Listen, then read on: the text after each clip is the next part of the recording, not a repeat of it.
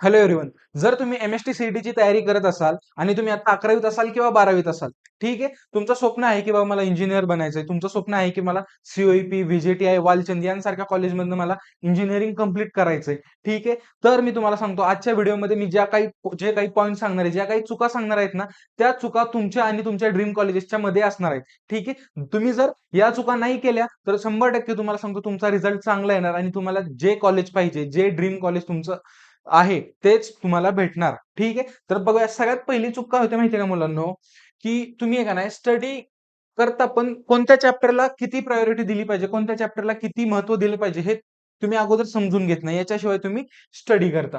ठीक आहे. याच्यामध्ये समजा बघा तुम्हाला आता ऑनलाईनमध्ये काही लेक्चर्स भेटतील, काही YouTubeवरती लेक्चर्स भेटतील. ते तुम्ही नुसते बघत सुटता.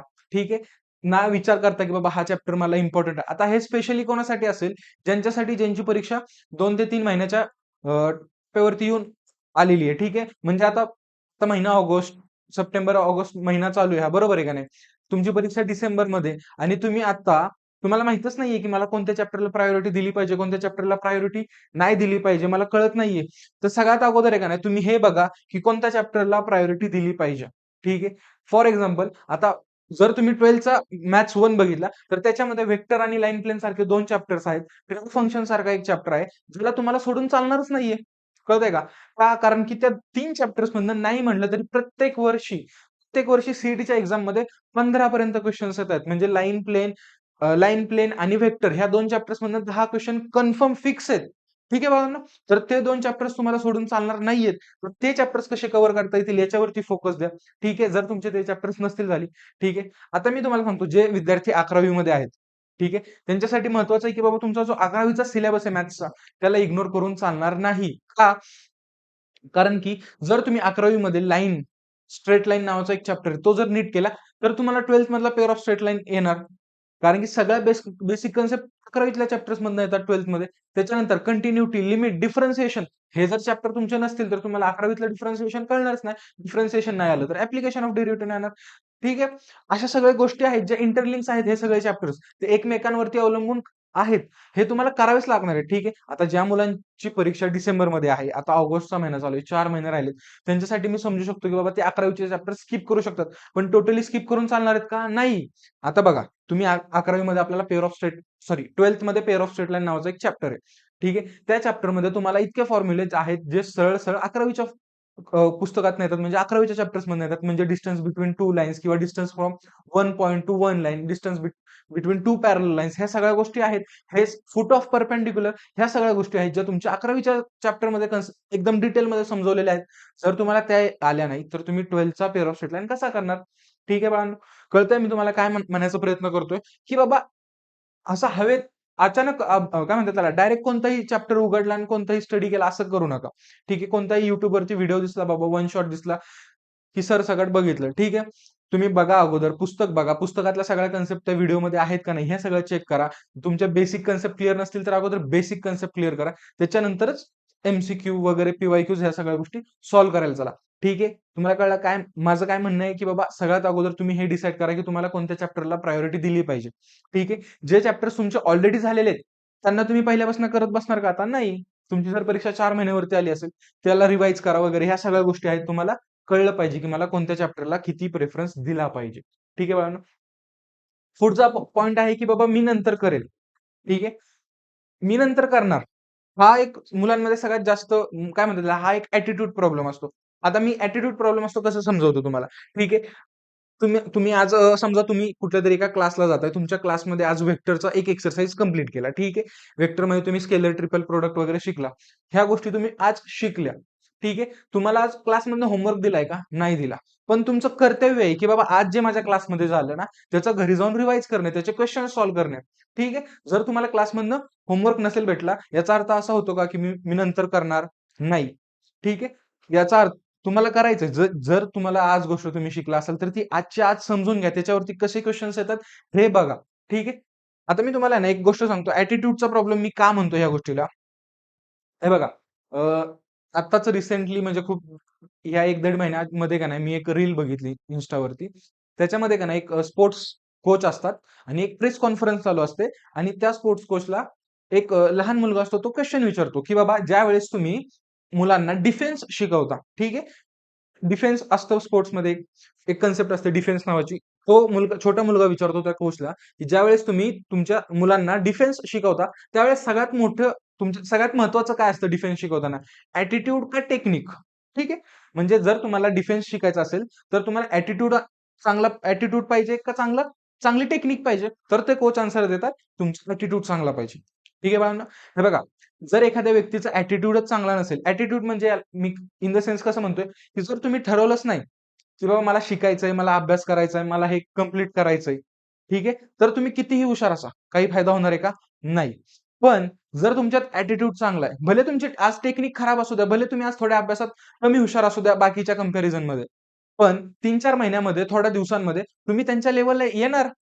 ठीक आहे का? जर तुमचा ॲटिट्यूड चांगला असला ना, तर तुमची टेक्निक ऑटोमॅटिक चांगली होणार. ठीक आहे. त्याच्यासाठी अगोदर ॲटिट्यूड हे करा, चांगला करा. ठीक आहे बाळांनो, कळतंय? त्याच्यानंतर पुढचं आहे लॅक ऑफ रिव्हिजन. ठीक आहे. आता बघा, तुम्ही ज्या क्लासमध्ये जात असाल, ऑनलाईन ज्याही सरांना फॉलो करत असाल, जेही चॅनल बघत असाल, कोणतंही चॅनल बघा. ठीक आहे. पण तुम्हाला त्यांनी दिला एक प्लॅन दिला. तुम्ही त्याच्या अकॉर्डिंग अभ्यास केला. सगळे चॅप्टर्स होतायत, सगळा अभ्यास होतोय. ठीक आहे. पण आता समजा तुमचा मॅथेमॅटिकल लॉजिक हा चॅप्टर शिकून ऑलमोस्ट 3-4 महिने झाले असतील. बरोबर आहे का नाही? आणि जर त्या चॅप्टरची रिव्हिजन नाही केली ना, परीक्षेत नाही सुटणार प्रॉब्लेम बाळांनो. कळतंय का मी काय म्हणण्याचा प्रयत्न करतोय? जर तुम्ही त्याची रिव्हिजन प्रॉपरली नाही केली, एकदम सोपा चॅप्टर आहे, म्हणजे पूर्ण सिलेबस मधला सगळ्यात सोपा चॅप्टर आहे आपला मॅथेमॅटिकल लॉजिक. जर तुम्ही तो चांगल्या पद्धतीने नाही केला, तर तुम्हाला तो चॅप्टर येणार नाही. त्याचे क्वेशन सॉल्व्ह होणार नाहीत. ठीक आहे. त्यासाठी चांगली रिव्हिजन केली पाहिजे.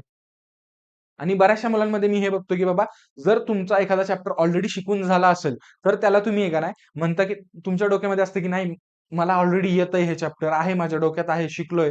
कारण की तुम्ही त्या भ्रमात असता, की ज्यावेळेस शिकवलं होतं त्यावेळेस मला कळलं होतं. त्यावेळेस मला एमसीक्यू सॉल्व्ह झाले होते. तो तुमचा ओव्हर कॉन्फिडन्स असतो, की बाबा मला येतंय सगळं. ठीक आहे. पण ॲक्चुअल ज्यावेळेस तुम्ही परीक्षेला क्वेशन सॉल्व्ह करायला बसणार, ज्यावेळेस तुम्ही प्रॅक्टिस करायला बसणार, त्यावेळेस कळतं की नाही मला येत नाहीये. त्याच्यासाठी काय नाही, रिव्हिजन ही खूप महत्त्वाची आहे. तुम्हाला टाईम टू टाईम रिव्हिजन केली पाहिजे. आणि जर तुमची परीक्षा 3 ते 4 महिन्यांवरती आली असेल ना, तर तुम्हाला आत्तापासूनच रिव्हिजनचं एक शेड्यूल बनवलं पाहिजे, की बाबा ह्या रविवारी, ह्या शनिवारी, ह्या वीकेंड्सला मी कोणत्या चॅप्टर्सची रिव्हिजन करणार आहे. फिजिक्सचे कोणते चॅप्टर करणार, केमिस्ट्रीचे कोणते करणार, मॅथ्सचे कोणते करणार.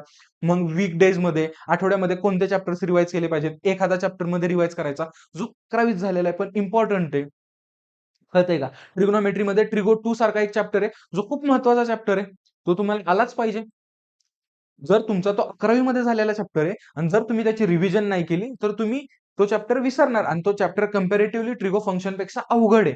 ठीक आहे. ट्रिगो फंक्शन हा खूप सोपा चॅप्टर आहे. ज्याच्यामध्ये तुम्हाला सोल्युशन ऑफ ट्रायंगल्स फक्त करावं लागतं. बाकी आणि काय म्हणतात त्याला इन्व्हर्स ट्रिग्नोमेट्री फंक्शन करावं लागतं. कळतंय का? मग ट्रिगो 2 हा अवघड चॅप्टर आहे कन्सेप्च्युअली जर बघायला गेलं तर. जर तुम्हाला त्याची रिव्हिजन नसेल, तर त्या त्या चॅप्टरचे 11वीत तुम्ही 11वीत शिकलाय, तर त्या चॅप्टरचे मार्क्स तर तुमच्या हातातनं गेलेच. तर सगळ्यात महत्त्वाचा मुद्दा आहे, की बाबा रिव्हिजन असली पाहिजे आणि जर तुमची परीक्षा जसजशी जवळ येणार ना, तसं तुमचं रिव्हिजनचं जे शेड्यूल बनलेलं आहे, ते त्या शेड्यूलच्या अकॉर्डिंग तुम्ही काम केलं पाहिजे. आणि बघा बाळांनो, आता तुम्ही लहान राहिलेला नाहीये, की बाबा तुम्हाला प्रत्येक गोष्टीचं शेड्यूल दिलं पाहिजे. स्पून फीडिंगची गरज नाही पडली पाहिजे तुम्हाला. तुम्ही पुढच्या वर्षी इंजिनिअरिंगला जाणार आहात. विचार करा, तिथे तुम्हाला सेल्फ स्टडी करावा लागतो. भरपूर साऱ्या गोष्टी असतात, भरपूर सारे एक्झाम्स असतात. त्याच्यासाठी तुम्हाला सेल्फ स्टडी करावा लागतो. ठीक आहे बाळांनो? तर तुम्ही आजपासून ही हॅबिट लावा, की बाबा मला माझं स्वतःचं शेड्यूल बनवता येतंय का? मला कळतंय का, की बाबा माझे कोणते चॅप्टर्स परफेक्ट झालेले आहेत, कोणते चॅप्टर्स नाही झालेले. मी मागच्या व्हिडिओमध्ये बोललोय, की बाबा तुम्ही तुमचे जे चॅप्टर्स आहेत ना, त्यांना कॅटेगरीमध्ये डिव्हाईड करा. कोणते? पहिली असेल परफेक्ट, दुसरी असेल इन्कम्प्लीट आणि तिसरी असेल झिरो स्टडी. म्हणजे तुमचे असे चॅप्टर्स असले पाहिजेत, म्हणजे परफेक्ट चॅप्टर आपण कशाला म्हणू? की बाबा ज्या चॅप्टरचे मला सगळे पी-वाय-क्यूज सगळे पी-वाय-क्यूज म्हणजे कोणते? सगळ्या टाइपचे. भले ते 2026 मध्ये आले नसतील, 2024 मध्ये आले असतील, पण एखादा वेगळा टाइप होता. सगळे पी-वाय-क्यूज सॉल्व्ह झाले असतील, सॉल्व्ह होत असतील, तर तो चॅप्टर मी काय म्हणणार मला? As a perfect chapter me consider करणार त्याला. ठीक आहे. मग अगोदर ते डिसाईड करा, की तुमचा परफेक्ट चॅप्टर कोणता आहे. जर तुम्हाला परफेक्ट चॅप्टर कळाला, की मग तो चॅप्टर फक्त आपल्या रिव्हिजनमध्ये कसा राहील, ते बघा. त्याच्यानंतर बघा, की इन्कम्प्लीट चॅप्टर कोणते आहेत? इन्कम्प्लीट चॅप्टर कोणते आहेत? इन्कम्प्लीट म्हणजे असे चॅप्टर जे तुम्ही क्लासमध्ये शिकून झालेले, जे तुम्ही YouTube वरती बघून झाले, पण त्याचे पी-वाय-क्यूज अवघड प्रॉब्लेम सॉल्व्ह होत नाहीत. तर ते चॅप्टर बघा की कोणते आहेत. मग त्याला परफेक्ट कसं नेता येईल ते बघा. ठीक आहे. त्याच्यानंतर आहे झिरो स्टडी. झिरो स्टडीसाठी झिरो स्टडी वाले चॅप्टर तर तुम्हाला पहिल्यापासून नीट करायचेच आहेत. ठीक आहे बाळांनो. त्याच्यानंतर आहे कम्पेअरिंग युअर सेल्फ अननेसेसरीली. ठीक आहे बाळांनो. तुम्ही आज क्लासला जात असाल, कोचिंग क्लासला असाल, कॉलेजला असाल, ठीक आहे 11वी-12वीच्या. तर तिथं तुमच्यासोबत 100-150 मुलं असतील. तुम्ही काय करता, की बाबा आपापल्या मध्ये कंपेअर करता एकमेकांना, की बाबा बघू तुला किती मार्क पडले, मला किती मार्क पडले. रादर दॅन कंपेअरिंग करण्यापेक्षा तुम्ही काय करा, की बाबा स्वतःचा स्कोर कसा इम्प्रूव्ह करता येईल. कारण की तुमचं कॉम्पिटिशन फक्त त्या 100-150 मुलांसोबत नाहीये. तुमचं कॉम्पिटिशन आहे महाराष्ट्रातल्या 1.5-2 लाख मुलांसोबत आहे. कळतंय का? मग तुम्हाला हे ठरवलं पाहिजे, की तुम्हाला हे कळलं पाहिजे, की बाबा आपण हे जे कंपेअर करतोय, ह्याच्यामध्ये तुमची शक्ती वाया जाते आणि तुमचा वेळ वाया जातो. आणि तुम्हाला कंपेअर तुमच्याच मित्रांमध्ये, तुमच्याच ग्रुपमध्ये, तुमच्याच क्लासमध्ये करणं अजिबात गरजेचं नाहीये. तुम्हाला तुमचा स्कोर सुधारवायचा आहे. तुमचा स्कोर सुधारवला, तुम्हाला तुमचं कॉलेज ऑटोमॅटिकली भेटणार. ठीक आहे बाळांनो. कारण की तुमच्यापेक्षा महाराष्ट्रामध्ये, अख्ख्या महाराष्ट्रामध्ये खूप हुशार मुलं असतील किंवा तुम्ही कितीतरी मुलांपेक्षा हुशार असाल, तर कंपेअर करणं ही अननेसेसरी गोष्ट आहे, ज्याच्यामध्ये फक्त तुमचा वेळ आणि तुमची शक्ती वाया जाणार. ठीक आहे. तर हे बघायचं नाही, की त्याला किती स्कोर आला. सगळ्यात अगोदर बघा मला किती स्कोर आला. माझा स्कोर काय आज? हे खूप महत्वाचं आहे. ठीक आहे. त्याच्यानंतर आहे solving questions but not analysing mistake. मी तेच म्हणतोय, जर तुम्ही पेपर देऊन आला, ठीक आहे. पेपर देऊन in the sense mock test देत असाल किंवा तुम्ही कोणत्यातरी ॲपवरती ॲपवरती तुम्ही प्रॅक्टिस टेस्ट देत असाल, ज्या तुम्ही प्रॉपरली देत असाल, तर तुम्ही काय करा, की बाबा एखादी टेस्ट दिली त्याच्यानंतर बघा, की बाबा माझे कोणते क्वेशन्स चुकले, कोणत्या टाइपचे क्वेशन चुकले, का क्वेशन चुकले, माझ्या सिली मिस्टेक किती होतात, प्लस मायनसच्या मिस्टेक किती होतात, ह्या सगळ्या गोष्टी अॅनलाईज करा. त्याच्यासाठी जर वाटलं ना, तुम्ही एक अगोदर एक वही बनवा, ज्याच्यामध्ये तुम्ही सगळ्या तुमच्या मिस्टेक्स लिहून काढाल. ठीक आहे. आणि बाळांनो, ज्यावेळेस तुम्ही पी-वाय-क्यूज किंवा एम-सी-क्यूज सॉल्व्ह कराल ना, तर सगळ्यात इम्पोर्टंट गोष्ट काय असेल माहिती आहे का तुमची? टाईम लावून एम-सी-क्यूज सॉल्व्ह करा. ठीक आहे. की बाबा परीक्षेमध्ये आपल्याला एक फिजिक्सचा क्वेशन सॉल्व्ह करण्यासाठी किती वेळ असेल? एक केमिस्ट्रीचा क्वेशन सॉल्व्ह करण्यासाठी किती वेळ असेल? आणि एक मॅथ्सचा क्वेशन सॉल्व्ह करण्यासाठी किती वेळ असेल? हे तुम्ही अगोदर आयडेंटिफाय करा. ठीक आहे. त्याच्यानंतर तुम्ही ठरवा, की बाबा मला मॅथ्सचा क्वेशन 1 ते 1.5 मिनिटामध्ये सॉल्व्ह झालाच पाहिजे. ठीक आहे. जर नसेल होत, तर मी काय करायला पाहिजे? कोणत्या टॉपिकचे मला क्वेशन्स असे आहेत, जे मला स्किप करायला पाहिजेत? हे सगळं शिका बाळांनो. आणि हे सगळं स्वतः अभ्यास केल्याशिवाय येणार नाही. ठीक आहे. जर तुम्ही सेल्फ स्टडी नसेल करत, जर तुम्ही स्वतःला वेळ नसेल देत अभ्यासामध्ये 3-4 तास वेळ देत नसाल, तर तुमचं ड्रीम कॉलेज खूप लांब राहणार बाळांनो, एवढं लक्षात ठेवा. ठीक आहे. कळेल तुम्हाला मी या व्हिडिओमध्ये ज्या गोष्टी सांगितल्या ह्या मिस्टेक्स टाळा. सगळ्यात पहिली मिस्टेक काय होती, की बाबा कोणताही व्हिडिओ YouTubeला दिसला, वन शॉट दिसला, की लावू नका. जर तुम्हाला वाटत असेल तुमच्या शेड्यूलमध्ये तो चॅप्टर बसत असेल, तर तुम्ही तो बघा आणि प्रॉपरली बघा. एखादा चॅप्टर कसा स्टडी करायचा हे पण मी काल सांगितलं, की बाबा जर तुम्ही मॅथ्ससाठी करत असाल, तर पहिल्यांदा तुमचं महाराष्ट्र बोर्डाचं टेक्स्ट बुक जे आहे ते सॉल्व्ह करा पूर्णपणे. एक्सरसाइज, सॉल्व्ड एक्झाम्पल्स, मिसलेनियस हे सगळं सॉल्व्ह झालं पाहिजे. त्याच्यानंतर तुम्ही जे पी-वाय-क्यूज आहेत त्यांना हात लावा. ठीक आहे. मग त्याच्यानंतर शॉर्टकट शोधा, की बाबा त्याच क्वेशनचा मला एक शॉर्टकट भेटतोय का कुठे? कुठल्या पुस्तकामध्ये आहे का? हे बघा YouTube चॅनलवरती जाऊन शॉर्टकट शोधण्यापेक्षा मी म्हणेन तुम्ही ChatGPT करा. ChatGPTला तो क्वेशन टाका. ChatGPTला विचारा, की बाबा ह्याचा शॉर्टकट आहे का? जर असेल तर ChatGPT 100% तुम्हाला देणार. तुम्ही राव ॲडव्हान्स जनरेशन आहात. त्याचा जरा फायदा घ्या. ठीक आहे. तुमच्याकडे सगळ्या गोष्टी, सगळ्या सोयी-सुविधा आहेत. ठीक आहे. तर त्याचा फायदा घ्या. टेकला, एआयला तुमच्या फायद्यासाठी कसं यूज करता येईल हे हे बघा. ठीक आहे बाळांनो. आय होप तुम्हाला सगळ्या गोष्टी कळाल्या असतील. सगळ्यात चुका कळाल्या असतील, की ज्या आपल्याला करायच्या नाहीयेत. कोणासोबत आपल्याला कंपेअर करायचं नाहीये. ज्या दिवशी आपण जे शिकणार त्याची रिव्हिजन त्याच दिवशी झाली पाहिजे. त्या चॅप्टरची पुन्हा रिव्हिजन झाली पाहिजे एका महिन्यामध्ये. रिव्हिजनचा शेड्यूल बनवा परीक्षा जवळ आली असेल तर. ह्या सगळ्या गोष्टी करा. मी भेटतो तुम्हाला ठीक आहे. मी भेटतो तुम्हाला पुढच्या व्हिडिओमध्ये. All the best.